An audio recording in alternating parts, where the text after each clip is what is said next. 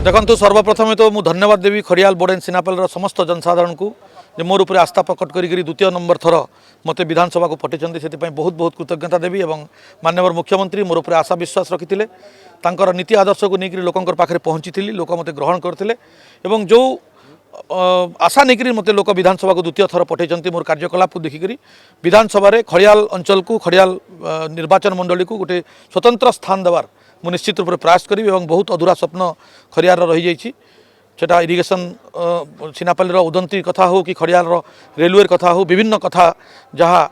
आगामी दिन में आम करार अच्छी आम निश्चित रूप से पदक्षेप नेबू।